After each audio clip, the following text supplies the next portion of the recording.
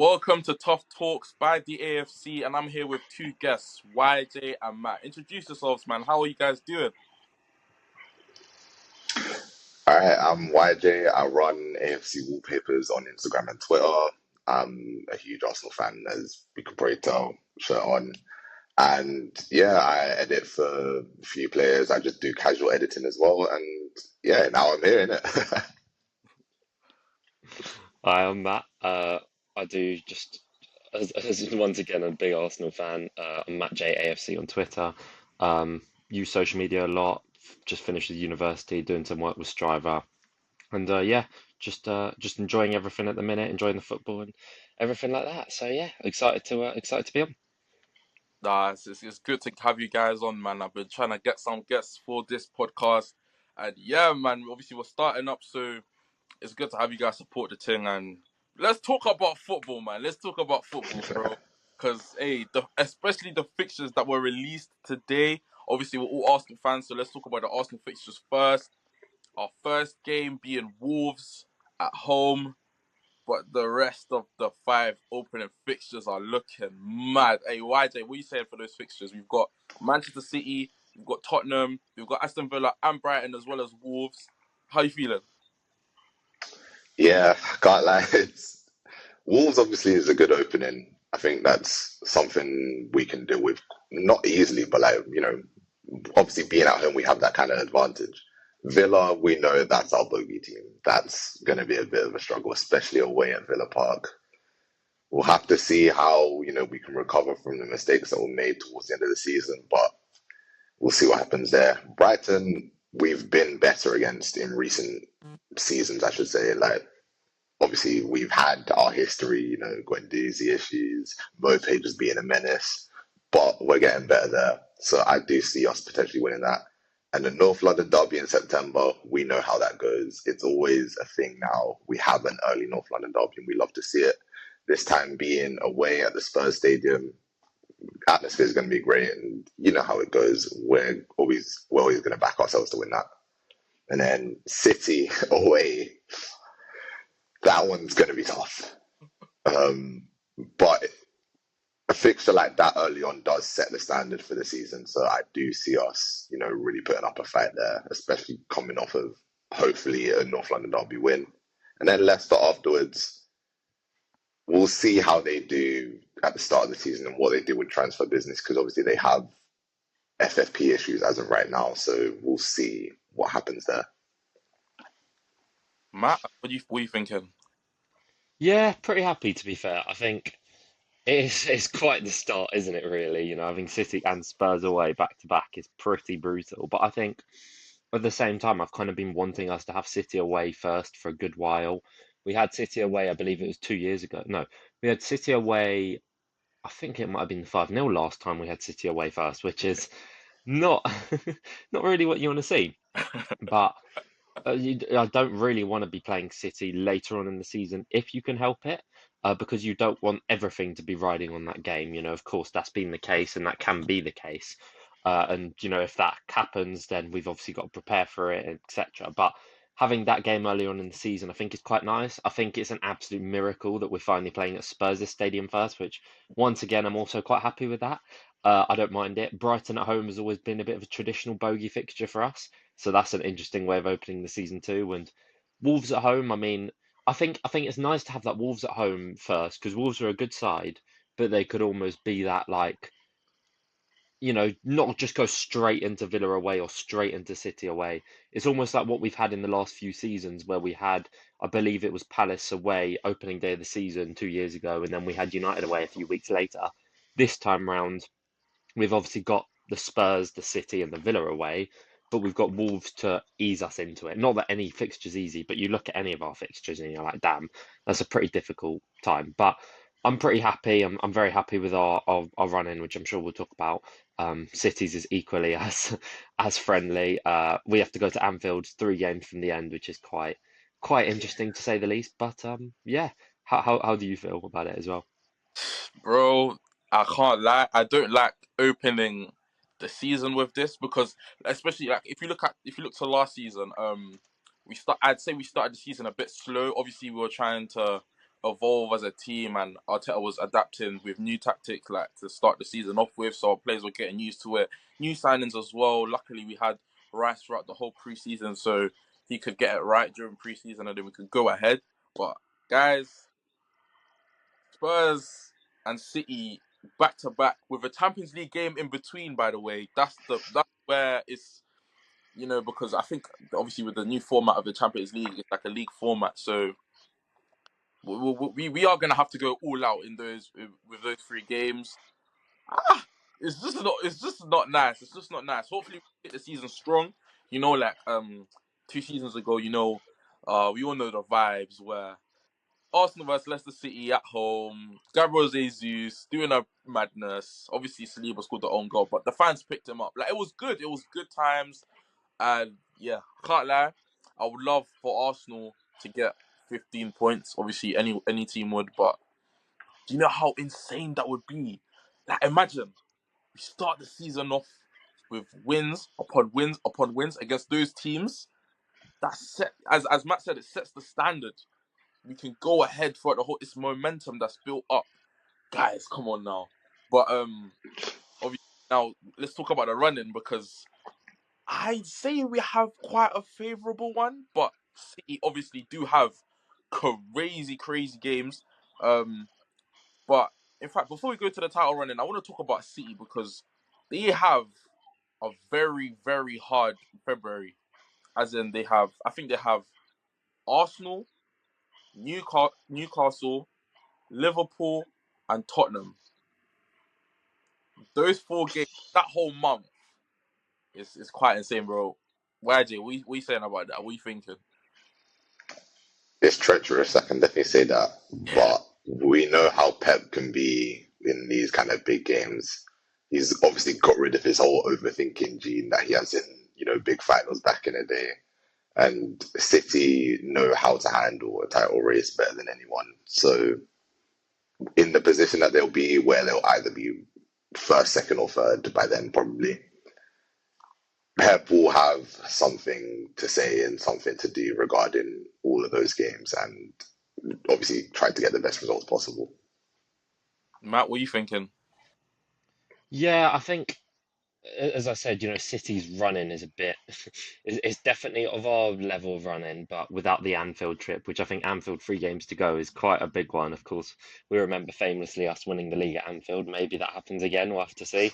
The big elephant in the room is the fact that we go to our bogey ground on the final day of the season, which is quite amusing, to be honest, for a neutral, because it's just typical, isn't it? Like having St Mary's at the final day of the season, and there's no reason for it to be a bogey ground, really. But nonetheless, it's potentially a good time to break that curse, break that hoodoo, and potentially play them when they're already down. Maybe they have a fantastic season. I don't know. It's very early days in the transfer window. Of course, the Euros are going on. That's kind of what's dictating most people's thinking. But we'll have to see. And just in general, I think our running is quite friendly.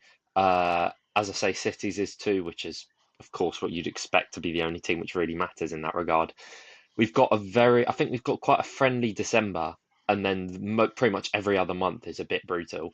But that's the level of the Premier League, and it's all on paper at the end of the day. And things change big time when, as you said, about the Champions League games coming in between. I think it's Spurs, City, Chelsea, United. So it's a bit brutal, the timing of that. But that's how it is. That's what you got to deal with when you're a top club, is want to compete on all fronts. And if we do go far in the cup competitions this year, I'm sure we'll come across another hurdle as well, where another game gets rescheduled or whatever else happens, or we end up coming across a team which are a lot better than people think or a lot worse than people think. So on paper, quite a friendly fixture list with a brutal start, but it's up to us obviously to set the standard, as a Mikel Arteta would say, and just start as we mean to go on, really.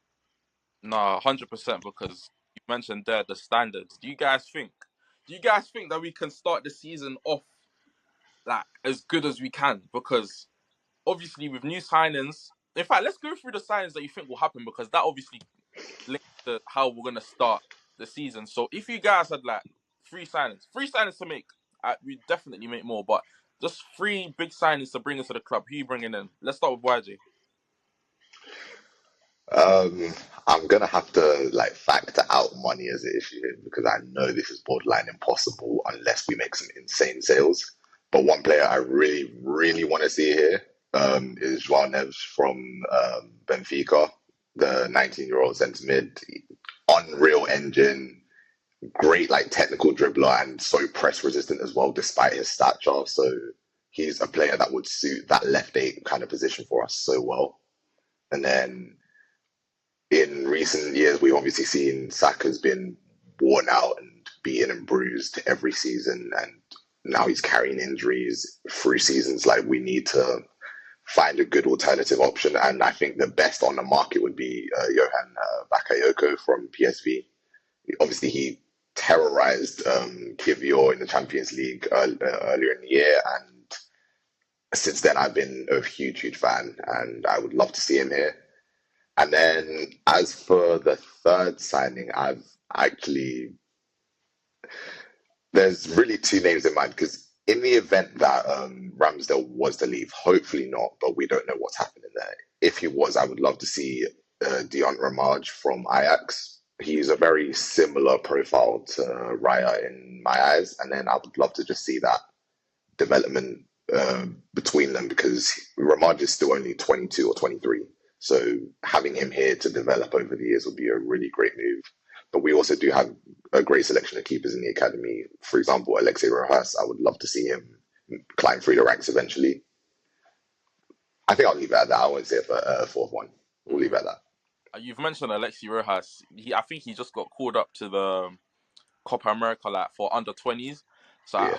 hopefully he does well there. Obviously, I gave him a quick message and yeah, I just hope he does well, man, because he's always like so vibrant and just like he's around. So I do think he'll be in and around the team next season as well. But yeah, you mentioned Ramage because like obviously I've been seeing Bislow from the Eredivisie, but I don't know about Ramage. Like, do you know what he's like? Do you know? Obviously, you mentioned he's 23, similar profile to Raya, but do you think he can come in as a backup goalkeeper for Raya, take that position as well as a young keeper, but perform as well when called upon? Yeah, absolutely. Obviously, we've seen how Ajax this season went from borderline relegation to then making it, I think, to the top five. So they've recovered really well, and Ramage was a huge part of that. He knows how to command his box pretty well, and obviously combined with one of our targets, Joro Hatta, it's obviously good to see their dynamic. He has a good connection with his defensive line and a great shot stopper as well. So I think he would have a lot to learn once he comes here. Obviously, Arsenal's a huge club, a lot of history, a lot of tradition, and there's a set way that a goalkeeper needs to be here. But having Raya as a leader in front of him would definitely help him a lot, and I'd see him really being successful here. Fair enough. Hey, Matt, let's hear yours. Let's hear your three players to bring in. It's difficult because I think I look at everything going on and I don't think anyone has a single clue who Arsenal are going to sign, which makes this all the more fun. But I mean, I'd say like an Alphonso Davies, but I don't think that's realistic. I think he will go to Real Madrid. But I think that profile I'd love to see.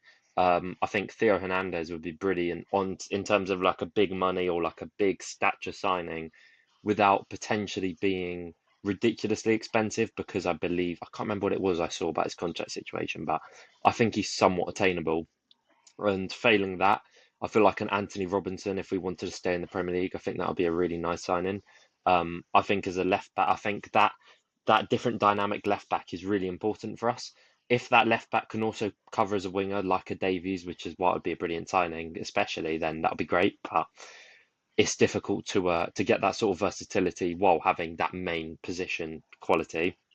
I think midfielder wise is difficult because I really do like Amadou Onana. And in terms of like a dream signing, I'm not really sure because I can't say I've ever really watched João Neves, but I've heard amazing things about him. I think that the one player who I'd just love to see in an Arsenal shirt, but I don't really think happens, is Xavi Simons. I just think he's such a talented X Factor type of player. Um, and I think he'd be brilliant for us, really. And I think if we do lose Smith Rowe, as upsetting as it would be, or sentimental for Arsenal fans who love him and stuff, I think, you need to replace him with that similar type of profile and ideally someone who could double up in other positions too. So someone like an Eze from Palace or someone like Xavi Simons, I think would be great. Um, there's a Doué, I believe his name is, but I can't say I've ever watched him, but I've heard amazing things Yeah. from Stade Rennais. And then a final signing, I think what I'd go with the three is probably Theo Hernandez, Simmons, because I trust that the club will either sign a Fofana or an Onana anyhow. And then if I say Simmons, it potentially opens up the opportunity for a striker, which the only one really getting linked still is Osimhen. But then it kind of seems like not 100% sure if we will go for a nine. I'll say Nico Williams, but it also depends on his wage demands. His profile, I think, is just so necessary with us. And I think Mm. having that different dynamic, that outlet, that quick, skillful, technical, direct player is just so important. So those would be my three. Very, very difficult to say though, because I've spoken to quite a few people about this, and it very much feels like we can just go down any route we really want to, which I think is both exciting and just kind of allows whatever Arteta thinks is best or Eddie thinks is best is what we go with, and I don't really see how we can go too far wrong. So exciting times, but we'll have to see. No, because I've just heard now. You mentioned a man called Onana, and there's a certain person right here, right now, who obviously we've had talks before. YJ, what are your thoughts on Onana? Let the people know what you think about him. Let the people know. Okay, to put it very briefly, I'm not the biggest fan of Anana personally. I think he's a great defensive minded player, but aside from that, I wouldn't see the full need for him here if we have a six that's capable like Rice. And if we were to get, Bruno Guimaraes or João Neves, either of them can cover in that 6 or 8 and have a lot more to offer personally. Because Onana, I think his passing for the kind of six that we would need doesn't quite line up. He's more of like Joao Paulinho as well. He's very, very, very great tackler, very great defensive player. But aside from that, I don't see him working in our particular system. Fair enough, I understand, because obviously the person that he'd come in to replace is Thomas Partey. And Thomas Partey is like an all-rounder, like one of the best DMs in the world. If he was available, he'd be able to show that on a game-to-game basis for us, which is obviously not what happens. But in terms of replacing Partey, it's a really, really hard job because he's such a unique profile. Do you have? Can you find someone in the world who is great physically, who can break play like reliably on a like consistently, and then play line breaking passes like as constantly as he does, and as I said, consistently as well. We have Jorginho, but he hasn't got that athleticism. You've got obviously you mentioned Joao Neves, but the physicality to win aerial duels and stuff like that he doesn't have. And then obviously with Onana, he's not got the great passing, the great selection of passes forward that Thomas Partey has. So he's a very hard profile to replace. But in terms of what we need and what it would be nice to have is that physically imposing midfield. We have Erdegaard, who's obviously the nimble, intricate player, but imagine having Declan Rice on another. You're not getting through. You're not getting through. I know people say it's haram football, but you're not through. Imagine, like, in terms of recovery pace, they've got that. In terms of bringing the ball forward, ball carrying and stuff, who's taking the ball off them? It's quite a predicament, and I know Arteta is one of those. He's mentioned when he signed for us, he wants to suffocate the opponent, dominate. Like these kinds of words are associated with players like Onana and Rice as a pivot, as a midfield partnership. But yeah, I want to move on to Xavi Simons. Xavi Simons, because he is someone part of something I call the Dutch quadrant, right? And obviously, my three signings include Hato, Xavi Simons, and Xerxes, because I love all three of them, and I would love to complete the Dutch quadrant with Tim already at the club. So let's talk about Xavi Simons, man, because obviously we've heard Matt's opinion on Xavi Simons, how he's versatile, how he can cover Saka's position, and how he could replace ESR if he supposedly leaves. But why? We haven't heard yours, man. Tell us about what you think about Xavi Simons. He is such a baller. He's such a baller. I can definitely agree with that. Xavi Simons is definitely a very technically gifted player. someone I do love to watch as well when I get the chance. And his versatility is definitely something we could use a lot, being able to cover either wing as a 10 if needed. I'm not so sure about an 8, but it's doable depending on what we decide to then shift around.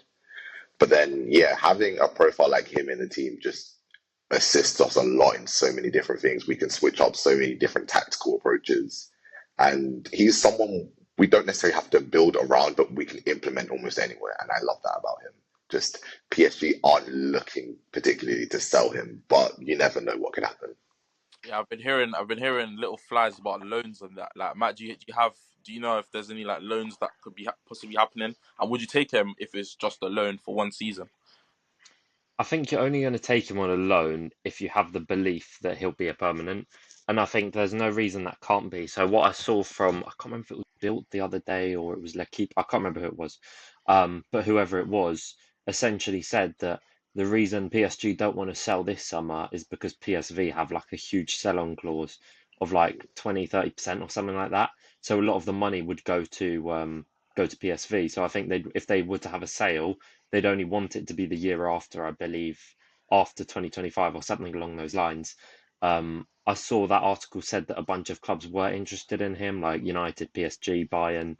Um, so I guess it's a player preference thing, and I think I saw in that same room or whatever you want to call it that he has a clause in his contract where he can go back to Leipzig on loan.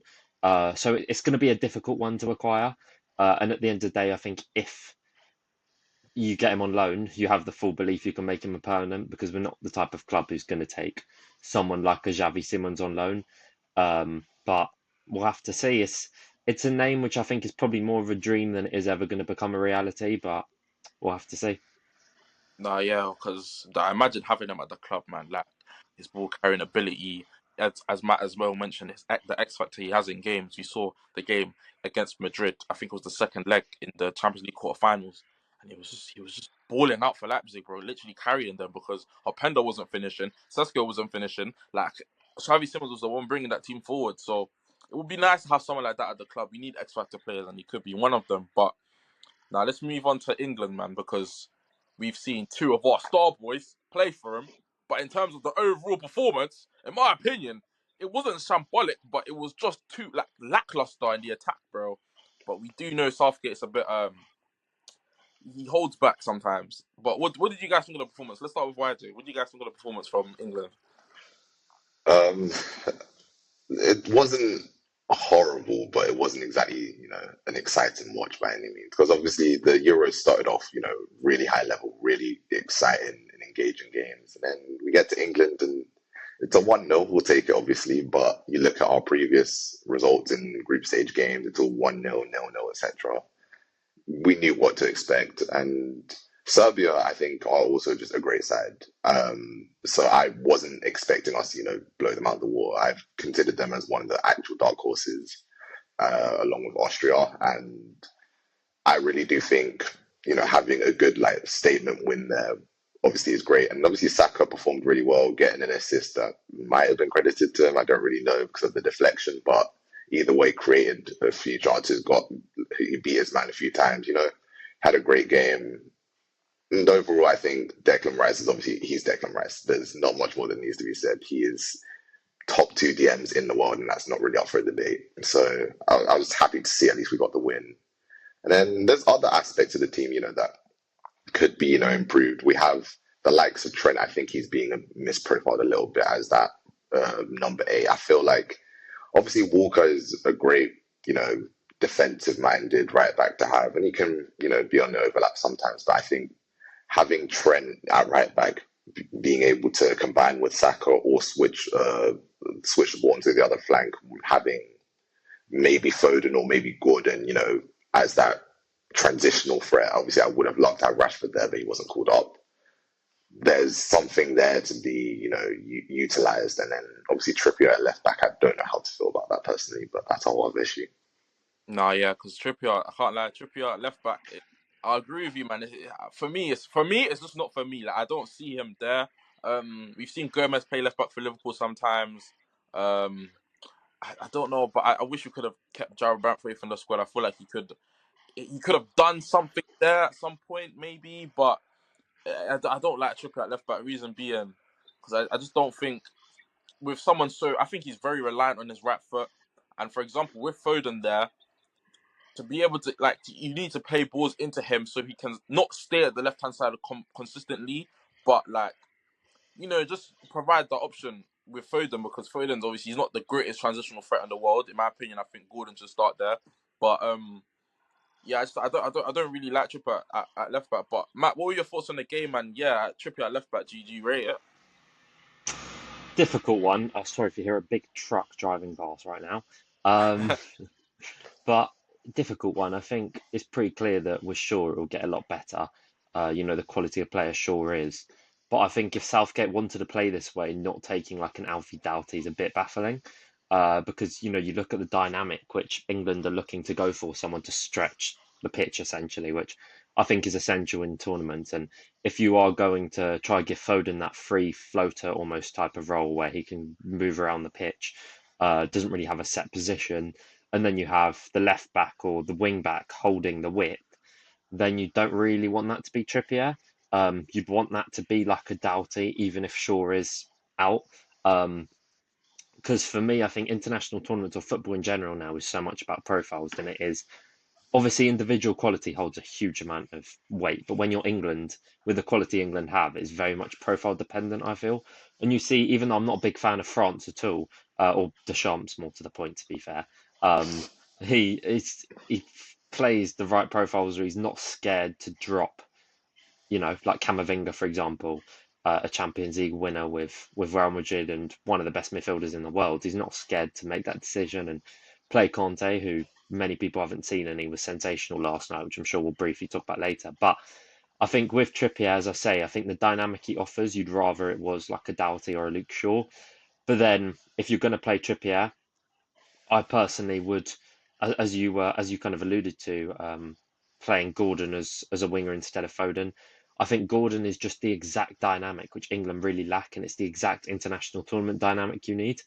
I think Serbia played a very good game, and they were pretty strong, pretty aggressive, quite not front-footed, so to speak, but quite direct with balls into the box, which England did deal with pretty well. Mark Gahey was fantastic, and Declan Rice was sensational, probably my man of the match. But I think in international football, as I say, it's just so important you have the right dynamics. And I think when England don't have an outlet, using Saka as an outlet is completely fine, because he's a player who can, without being biased, more or less do anything, do it all, which, it just speaks volumes about the level of player at England and at Arsenal. And he was brilliant.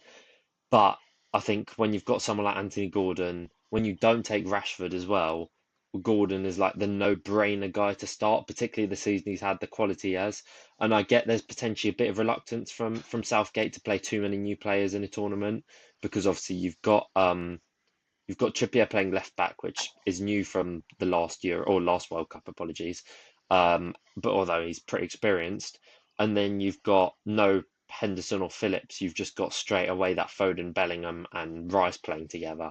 So that's another new dynamic, and of course Gahey instead of Maguire. So I get there's probably a bit of reluctance to play too many new faces, which is also probably why he didn't bring on Wharton or Mainu as like the first stub instead of Gallagher when they needed that calmness.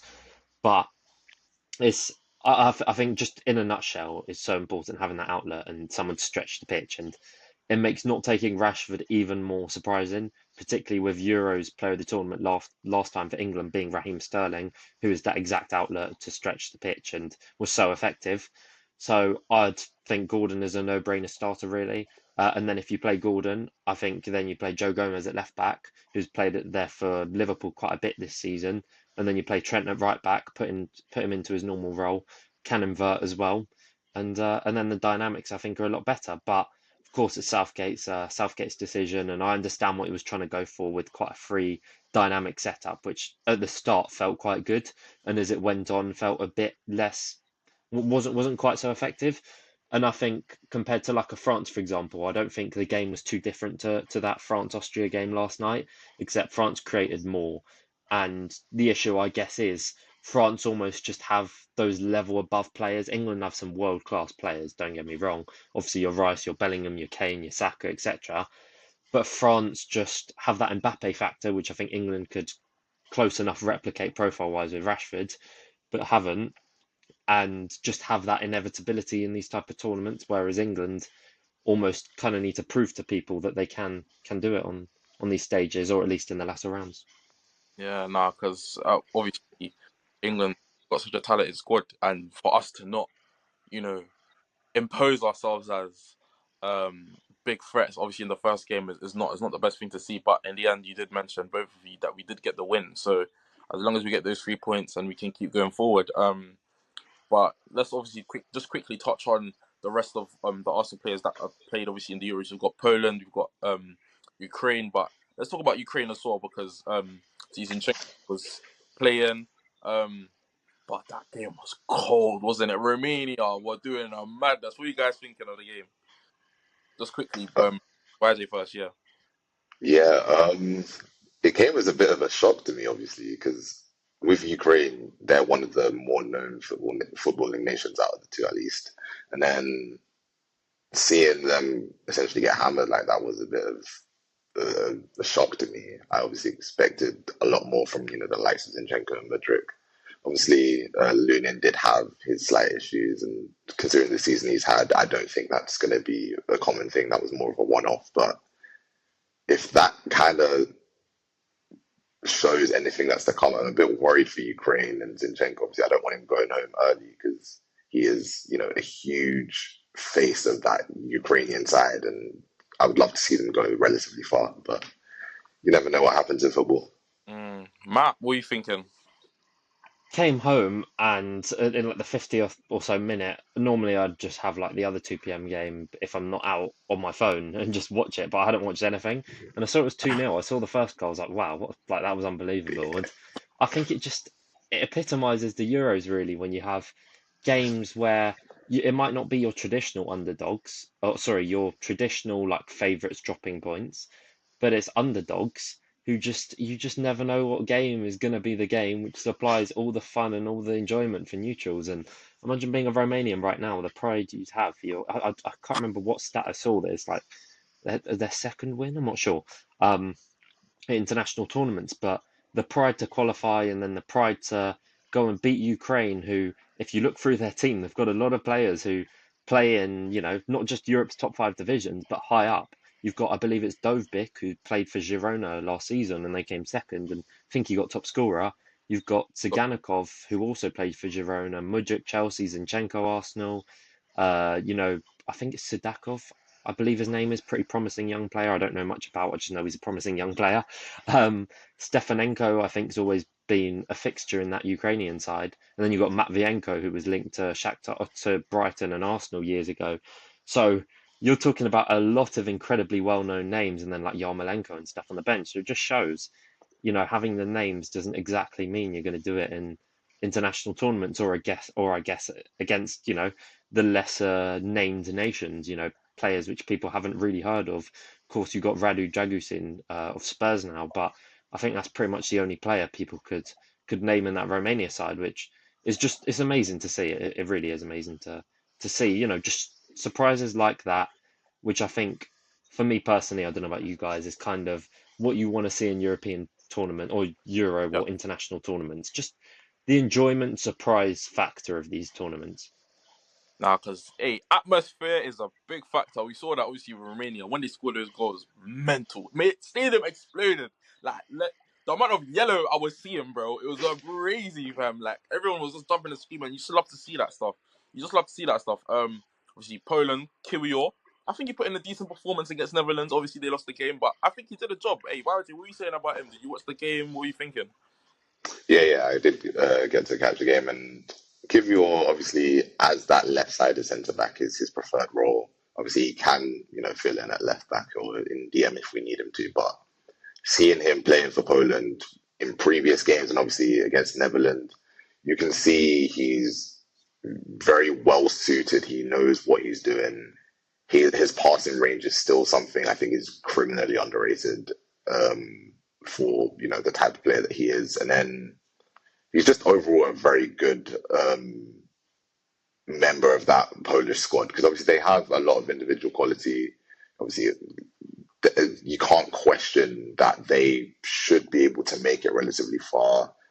But obviously, highlighting Kivior is just amazing to see how well he can do, when he actually is given a chance. And I hope that is, seen again in the coming season for us. No, because he did have a good performance, but there you mentioned the passing range, and I think that's best utilized as a left centre back. The guy's not a left back. He's not a left back, bro. I just don't like. I really hope that Arteta can just place him as a left centre back, cover for Gabriel, and then when he can come in for Gabriel as squad rotation, we can truly see what he's capable of.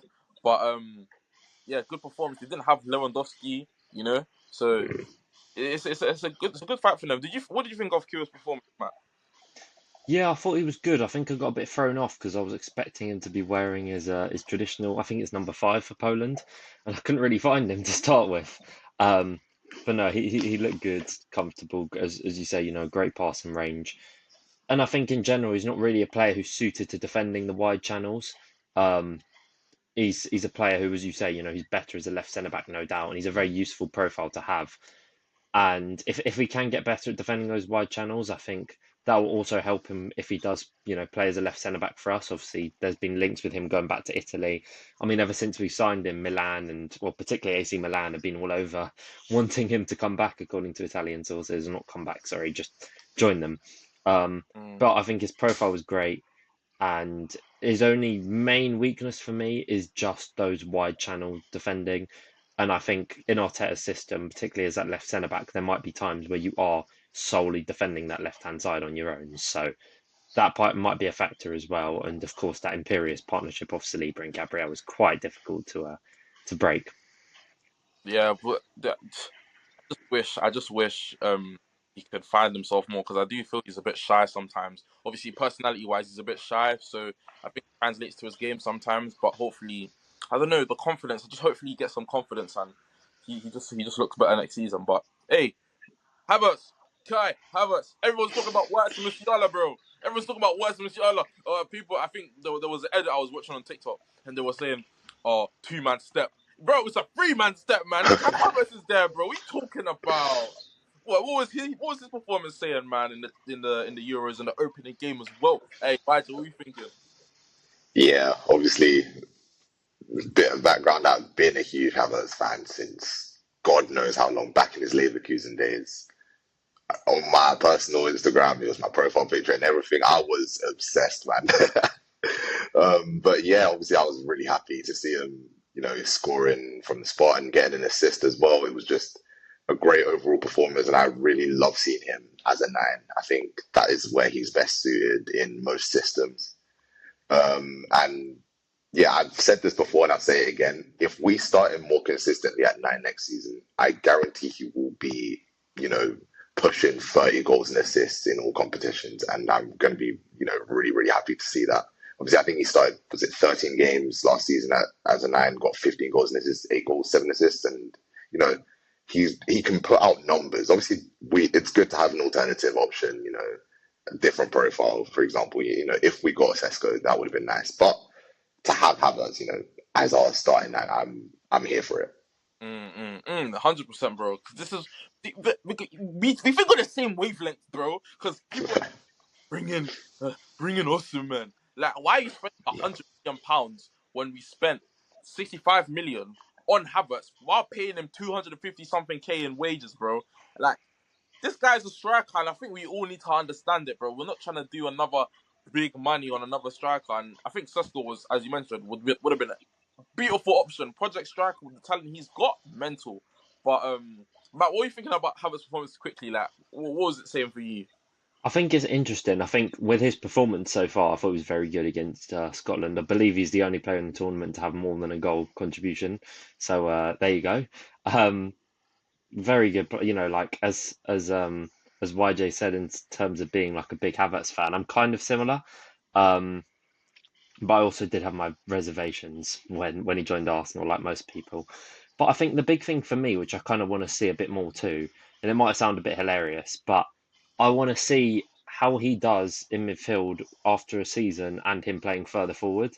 Because I think the big thing for me with when he was playing in midfield is earlier on in the season, he was almost playing like a it was not really making any sense to me. Ødegaard was the one who was playing really high up when he's far better deeper, and Havertz was playing really far back when, defensively it wasn't a problem at all, which is interesting because people were scared of that with Xhaka. And, there were games which people, can see that he was very good in that almost that 8-second striker type role. Such as even the Villa game we lost, I thought he was pretty effective. He wasn't really the reason that we did lose that game. It was just unfortunately our finishing that day and we couldn't quite, and then we ran out of steam second half. And then, that game where we walloped West Ham 6-0, he was in midfield that day too, interchanging with Trossard. So I think there's potentially something there in midfield, and we got to remember as well, we brought him as a midfielder, which is quite interesting. I remember, I think it was an Ornstein podcast said that Mount Barella and Mount and Barella were the two alternatives, potentially one or two other names. So I think that's interesting, and I think we can all know now that he's a great number 9. Like there's no question about it. I think for me, that he's a great number 9. He offers almost anything. But I think the reason people want like an Osimhen type is obviously you look at Arsenal's spending in midfield defence compared to attack is very unbalanced. And I think, you can kind of tell sometimes that we need that guy almost in attack. Not that superstar, so to speak, but that difference maker, that fear factor, particularly for Champions League games. And I think Osimhen is that type of profile, which, could potentially be that. But at the same time, I think it's a risk if we did go for that because you don't want to throw away what you've got with Havertz being full of confidence and being phenomenal, as you said, in the back end as a number 9. And I'm more than happy for Kai to be a number 9 for the foreseeable future. If we do go down spending a lot on a João Neves, for example, that's completely fine. But if we do choose to invest a lot into a number 9 like an Osimhen, I don't see why they can't like work together almost in that Muller type of role, which Kai has always kind of been. So very exciting for us regardless. And as just more on the Euros performance, I was quite a big fan. I feel like it was just a repeat of what we've seen for Arsenal of being someone who's just very hard to pick up, a bit of a nuisance to play against, and generally just a very difficult profile to handle for defenders. And nice link-up play. Missed the ball, unfortunately, for the goal, but then dispatched the penalty really well, as we all know he can do. And it was his movement as well, which created quite a few chances for Germany and got that second goal too. So can't complain at all with him. And I just look forward to seeing more of our players on the international stage as well. Because it's funny, initially I'm like, I don't want to see them on the international stage. I want to see them rested, etc., etc. But I want to see them. I want to see them do well for their countries, man. They're top players, and I want to see them do really well. Nah, yeah. You mentioned Havertz had a good performance, and it is nice to see your players shine. Obviously, I think Trossard played as well. Not the greatest of games. We have Saliba who played. We had many more players. And it's just like it's good to see them perform on these stages. I think we had 11 players go to the Euros, so it's a nice thing. It's a nice thing to see that our players can be the main guys for their nations as well. So I think we're coming to the end of the podcast now. But before we leave, guys, just comment, like, subscribe, do your thing, man, because we're trying to obviously come up now as new podcasts. You get DAFC and that communities Brazy on Instagram, TikTok, and Twitter. So let's create it on YouTube as well. But before we all go, we've got a little bit of a challenge for you two because I know your ball knowledge is good. We've shown it today. The ball knowledge is Brazy. So let's go with Guess the Ex Gunner. You get it? Now, I'm going to tell you their career path, and you are going to guess who the player is. And you feel free to interrupt with my career path and tell me the player you think, if we can get that far, because I know you guys want to win. So, let's get started, and let me tell you the player is. So, starts at Mets, Monaco, Arsenal, City, Madrid, Spurs, Palace, Istanbul, Başakşehir, Kayseri, and Club Olympia. Now, who's the player? He's quite a controversial name. I might have got it wrong actually, but controversial name. Because if you say it once, you're gonna have to let the other person guess Oh, So okay. feel free. What you say? Um, yeah, you said Arsenal, City, and Spurs, didn't you? Yeah, Huh? Adebayor. yeah, yeah. Okay, so it seems Matt has won today. Let's give him a round of applause. Fair. Nah, guys, it was good to have you on, man. The second episode of the pod, obviously, we started with a banger for the first one, and this is another banger today, man, because obviously you're trying to build up the community, and thankfully you guys came to the test and you passed, because Yeah. DAFC, guys. So thank you so much, everyone watching. Thank you. You guys have a great day. Obviously, like, subscribe, comment, you know the vibes. But yeah, man, peace.